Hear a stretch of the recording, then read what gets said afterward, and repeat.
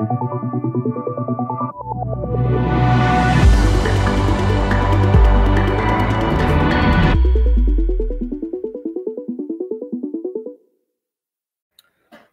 à tous, bienvenue à cette édition webinaire App Innovation. Je me présente, Pierre Patrolin, je suis Product Owner connecteur chez Nomination. Donc mon rôle consiste à accompagner nos clients sur la mise en place de projets connecteurs, donc aussi bien au début sur la partie technique, faisabilité, que par la suite pour voir comment accompagner au mieux à travers de nouvelles fonctionnalités dans ces connecteurs, mais également la résolution des potentielles problématiques rencontrées. Bonjour, moi c'est Alexandre Goisé, donc je suis Customer Success chez Nomination, dédié sur les projets connecteurs. Mon rôle c'est du coup d'être l'intermédiaire entre les clients et les équipes Nomination sur les différents sujets lors de la mise en place, tant technique que data, et également d'être l'intervenant dédié suite à la mise en place du connecteur pour tous les sujets type onboarding, formation, suivi et accompagnement pendant le run de l'outil. On va donc du coup vous présenter le connecteur Nomination et l'ensemble de ses fonctionnalités. Donc, on arrive ici effectivement sur le connecteur Nomination avec Salesforce. Donc, on retrouve un environnement Salesforce classique que vous connaissez avec une page d'accueil. Sur cette page d'accueil, on va retrouver différents composants. Donc, l'idée de cette présentation, c'est de vous présenter le connecteur à travers 3 axes. Un premier axe qui est un axe business, dédié vraiment à l'utilisation des commerciaux. Un second axe marketing et enfin un axe dédié à la data et la bonne tenue et la bonne mise à jour de cette donnée. Donc dans un premier temps, pour parler de notre axe business, on va effectivement voir qu'ici sur la page d'accueil, on a des alertes business. Donc c'est en fait des opportunités d'affaires qui sont poussées chaque jour directement dans le CRM de nos clients. Donc ça peut être des opportunités de différentes typologies, on les retrouve ici. On va avoir des nominations, des projets IT, des projets marketing, voilà. Tout un tas de signaux d'affaires et d'opportunités d'affaires dont vont pouvoir se servir les commerciaux pour être pertinents dans leur contact avec les différents décideurs. On retrouve, donc, comme je vous l'ai montré, un petit système de filtrage qui va nous permettre de dire que, par exemple, on souhaite voir toutes les alertes sur les grandes entreprises, des directions commerciales au niveau des nominations. Je vais pouvoir sauvegarder cette petite recherche et directement, j'obtiens des résultats en conséquence. Donc ici, on voit par exemple que Frédéric Menu a été nommé directeur des ventes par Innerwest chez Danone. On a la possibilité de directement générer une action, donc tâche, événement, opportunité, création de compte, de contact, de piste aussi, à partir de cette alerte. Deuxième avantage, on va pouvoir cliquer sur la case « Recevoir un résumé hebdomadaire de ces alertes » pour recevoir en fait une newsletter chaque semaine qui nous donne les alertes en fonction du petit portefeuille qu'on aura constitué à travers notre filtrage. Pour les instances qui utilisent également la notion de propriétaire de compte, on va pouvoir limiter au compte dont on est propriétaire directement pour être au courant de ce qui se passe tout simplement sur ces comptes propriétaires. Donc voilà pour la partie alerte business. L'idée là, c'est de se mettre un petit peu en condition. Donc par exemple, je suis un CAM, on m'a chargé de créer un compte que je vais devoir développer sur cette nouvelle année. Et je vais utiliser un deuxième composant qui se trouve également sur la page d'accueil, qui est juste ici, qui va permettre de rechercher directement dans la base nomination depuis son CRM. Donc je clique, je vais pouvoir directement réaliser une recherche texte ici, la poste par exemple.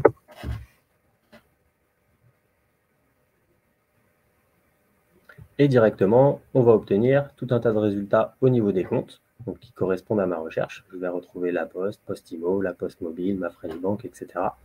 Les entreprises que vous voyez ici en bleu sont des entreprises déjà créées, donc j'ai la possibilité de les consulter directement dans mon CRM si je le souhaite.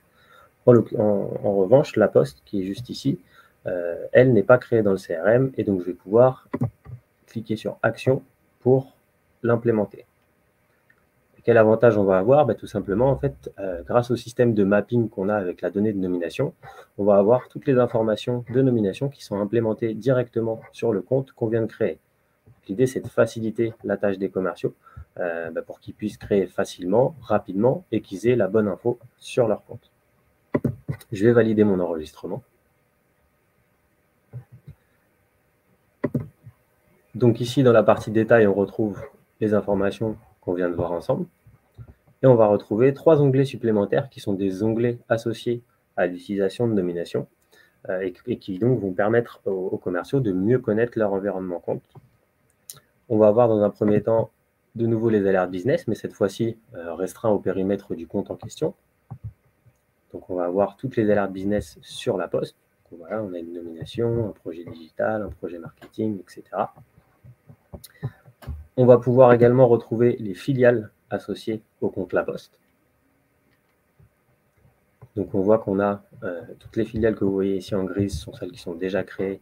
Diadome en revanche n'est pas créé et on va retrouver le même principe si on clique sur ajouter ce compte. On va avoir toutes les informations générées automatiquement. Et enfin, on va trouver l'onglet organigramme. Donc cet onglet organigramme, il va se présenter de la manière suivante. Donc vous avez les différentes directions que vous pouvez déplier pour y accéder et derrière voir quels contacts y sont présents avec quelles informations. Donc je clique sur direction de division business unit par exemple. Hop, je défile. Voilà, on voit que Nathalie Collin par exemple, elle a un email, une ligne directe et une assistante. Donc moi ça m'intéresse, je sais que c'est une décisionnaire au sein de la Poste, je vais pouvoir cliquer sur ajouter et l'ajouter ou en tant que contact ou en tant que piste. On va l'ajouter en tant que contact, on clique sur suivant et sur le même principe que ce qu'on a vu tout à l'heure, les informations sont générées automatiquement.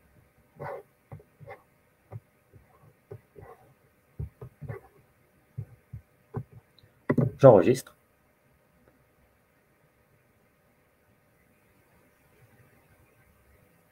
Salesforce me confirme que Madame Nathalie Collin a bien été créée dans le CRM. On retrouve nos détails juste ici.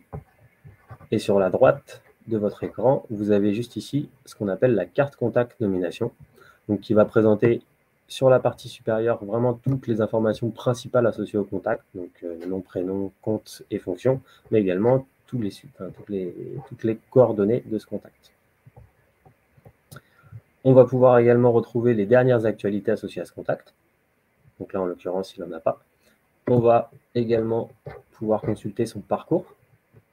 On voit que Nathalie a un parcours assez fourni. Et également sa formation. Donc on sait qu'elle a été à l'ESSEC et Université Paris 2. Enfin, on a la possibilité d'explorer son réseau nomination et également de voir son profil LinkedIn, puisqu'on sait que c'est aussi un biais de prospection aujourd'hui. Concernant le réseau nomination, toujours dans une idée très opérationnelle, du coup, on va pouvoir capitaliser sur les contacts qu'on connaît déjà et avec lesquels on travaille déjà, puisque ce lien permet du coup de voir les différentes personnes que Nathalie, par exemple, a croisées dans ses expériences professionnelles et donc capitaliser sur la relation qu'on peut avoir avec Nathalie afin de se débloquer de futures relations, de futurs échanges commerciaux. Donc, on peut comme ça parcourir les différentes expériences qu'elle a faites et regarder, par exemple, les contacts qu'elle a croisés au sein de la Banque Postale et où ils sont aujourd'hui. Et en me disant, par exemple, bah, tiens, ça m'intéresse, je cherchais justement un contact pertinent dans le groupe La Caisse des Dépôts. On voit qu'elle a pu travailler avec Olivier Sichel, directeur général délégué. L'idée, c'est, lors de la prise de contact avec Olivier Sichel, de pouvoir capitaliser sur notre connaissance avec Nathalie, soit en l'utilisant comme référence, soit, voire même en ayant une reco de la part de Nathalie pour avoir une prise de contact bien plus pertinente avec Olivier et pouvoir avancer bien plus rapidement sur un potentiel business à développer avec Olivier. Donc voilà, vraiment l'idée, c'est de pouvoir capitaliser sur les liens qu'on peut avoir avec les différents contacts déjà présents dans son portefeuille.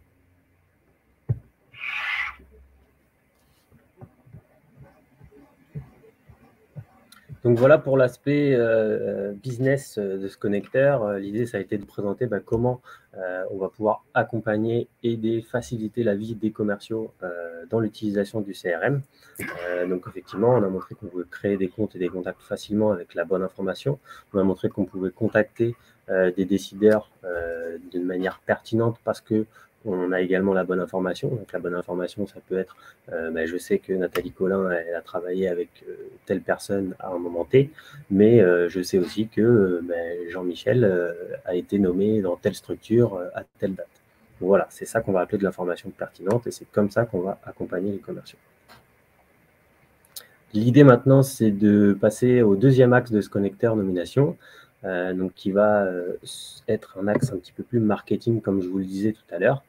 Pour ce faire, on va se rendre dans l'onglet ciblage nomination, que vous voyez juste ici,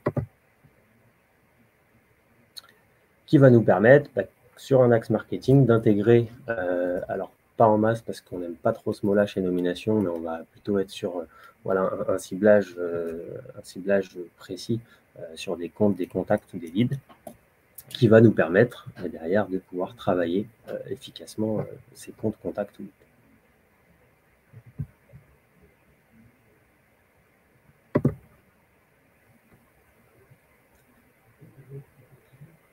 Donc ici, on arrive effectivement sur l'outil de ciblage nomination qui va permettre aux populations marketing, mais pas forcément que, d'intégrer, on va dire, alors pas en masse puisqu'on n'a pas forcément ce terme-là chez nomination, mais d'intégrer de manière intelligente des comptes, contacts et pistes en fonction de critères bien définis. Donc l'idée, on a le ciblage de compte, le ciblage de contact et de piste. L'idée là, c'est de se mettre en condition. Je suis un chargé de marketing. On m'a indiqué qu'il fallait intégrer des pistes dans le CRM pour derrière pouvoir générer des campagnes ou même faire travailler les commerciaux dessus. Et je vais pouvoir sélectionner le ciblage de pistes. Derrière, je vais pouvoir adapter mes différents critères en disant, voilà, moi je cherche plutôt la direction commerciale. Hop, au niveau du secteur d'activité BTP immobilier, plus précisément le sous-secteur BTP construction. On va partir sur un département, hop, le Val-de-Marne par exemple, et on va lancer notre recherche. Et donc en fonction de ces critères, Nomination va nous restituer une base piste qui va pouvoir être intégrée directement au CRM. Donc là, en l'occurrence, on a 24 leads qui ont été identifiés comme correspondants à ma recherche. On voit qu'il y en a qui sont déjà existants ou en tant que contact ou en tant que piste. L'outil va se charger tout seul des doublonnés. Donc en l'occurrence, j'ai juste à sélectionner ce que je souhaite intégrer. Et il va me dire, derrière, quand je vais cliquer sur lancer l'import, le nombre de pistes qui vont être intégrées. Donc en l'occurrence, là, il y en a 14 qui vont être générées et qui derrière pourront être traitées sur un aspect campagne, un aspect relance téléphonique, etc. Toujours dans cet aspect très opérationnel, là c'est vrai qu'on a pris un scope qui n'est pas forcément énorme, mais on peut avoir parfois des besoins d'aller chercher un scope très large, comme par exemple la direction marketing des entreprises de tout un secteur d'activité.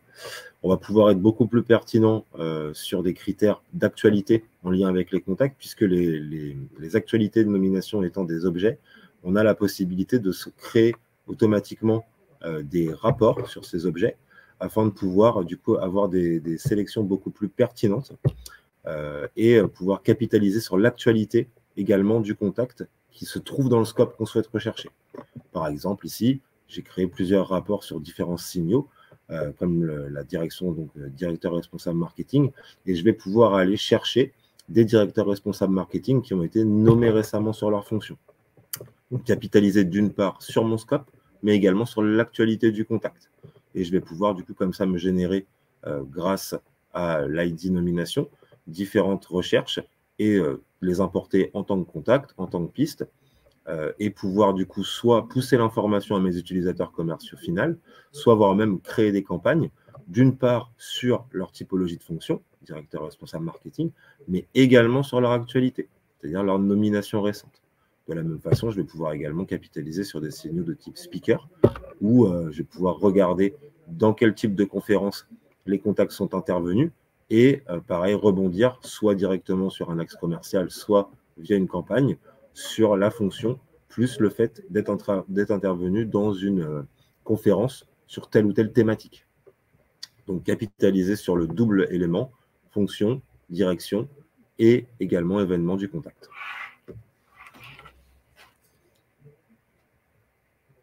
L'idée, c'est maintenant de vous présenter le troisième pan de ce connecteur nomination. On a parlé business, on a parlé marketing. C'est bien d'intégrer de la data dans son CRM, mais l'idée, c'est aussi de la mettre à jour. Donc, le troisième axe de ce connecteur va être dédié à la data et à sa mise à jour. Donc, en l'occurrence, on va retrouver ici un onglet administration nomination, donc qui nous sert pour les interlocuteurs qu'on a chez nos clients, qui va servir à administrer la solution, mais pas que, puisqu'il va permettre également, grâce à ce petit onglet mise à jour, de paramétrer la manière dont on souhaite mettre à jour nos contacts. Pour la partie compte, c'est un petit peu plus simple puisqu'on va uniquement se baser sur le mapping avec une fonction annulaire en place. Donc on va pouvoir définir par exemple une mise à jour chaque dimanche sur les comptes, chaque semaine. Et donc tous les champs qui auront été mappés vont être mis à jour. En l'occurrence, pour la partie contact, c'est un petit peu plus détaillé. On va avoir finalement 4 typologies de changements qui sont identifiées côté nomination quant à la mise à jour d'un contact. Donc on va avoir la confirmation de poste, on confirme que le contact est bien au même poste. On va avoir le changement de poste en interne, donc c'est un changement de poste mais dans la même entreprise. On va avoir le changement d'entreprise qui généralement implique un changement de poste. Et enfin, on va avoir le départ. Le départ qui signifie que la nomination n'a plus d'informations par rapport à cette personne, ou elle est partie à l'étranger par exemple, ou alors elle est à la retraite. Voilà, ça peut être tout un tas de raisons, mais en l'occurrence, on n'a plus d'informations. Et donc, en fonction de ces typologies, on va venir définir si on met en place une mise à jour automatique ou manuelle. En l'occurrence, le schéma que vous voyez ici, avec tout en automatique sauf le changement d'entreprise et le schéma dit classique, c'est ce qu'on propose la plupart du temps à nos clients, puisqu'il va permettre de tout mettre à jour en automatique, excepté le changement d'entreprise. Changement d'entreprise, pourquoi on ne le met pas en automatique? Tout simplement parce que potentiellement, l'entreprise vers laquelle va aller le contact n'est peut-être pas forcément intégrée au CRM. Donc l'idée, c'est de le gérer manuellement. Et donc, pour ce faire, on a un petit onglet mise à jour à traiter manuellement juste en dessous, qui va nous présenter finalement toutes les mises à jour qu'on a à traiter de manière manuelle, puisqu'on est sur du changement d'entreprise. Donc ici, on voit qu'on en a 833. Par exemple, Martin Vial, on va voir que si on clique sur actualiser, donc mettre à jour mon contact, on va obtenir un comparatif de champs entre la donnée Salesforce actuelle du côté gauche et la donnée nomination, donc celle que nomination a aujourd'hui et qui donc est normalement la bonne, à droite. Donc on voit que Monsieur Martin Vial, il était chez Renault, membre du comité de la gouvernance, et en l'occurrence, la mise à jour nous propose de le mettre à jour sur Agence des participations de l'État en tant que directeur général.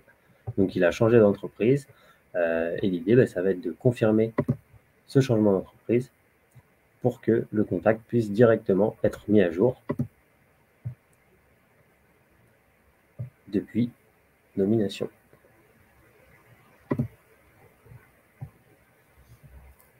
Dans un aspect très opérationnel également, c'est vrai que pour un responsable data, il y a un intérêt de tenir sa base à jour, mais il y a également un intérêt pour venir donc signaler un changement aux propriétaires du compte, aux utilisateurs finaux de type commercial, etc. On va donc pouvoir également, en manageant cette data, venir informer l'utilisateur final, alors soit manuellement via un pouce d'information manuel, soit automatique en mettant en place des éléments type Process Builder ou autres qui vont pouvoir alerter l'utilisateur final dès lors qu'il y aura un changement sur, par exemple, le champ compte d'un contact pour pouvoir informer et l'utilisateur qui avait le contact dans son compte et l'utilisateur qui va récupérer le contact dans le nouveau compte d'un changement d'entreprise. On va également pouvoir automatiser ça sur des champs poussés directement par nomination, comme par exemple le champ type de changement, où dès lors que le type de changement est égal au changement d'entreprise, eh bien automatiquement, l'utilisateur qui possède Martin Vial dans son compte va recevoir également un push d'information. Donc d'une part, on manage la data, mais également on tient à informer ses utilisateurs de ce management de data. Ça leur permet de réagir en temps réel sur toute modification qui pourrait avoir lieu sur leur compte et leur contact. Voilà, du coup, on vous a présenté les différentes fonctionnalités du connecteur nomination, donc sur ces 3 axes, l'axe business, l'axe marketing et l'axe data. On espère que ça vous a plu et qu'on aura l'occasion d'échanger prochainement avec vous plus amplement sur ce sujet. Merci. Merci.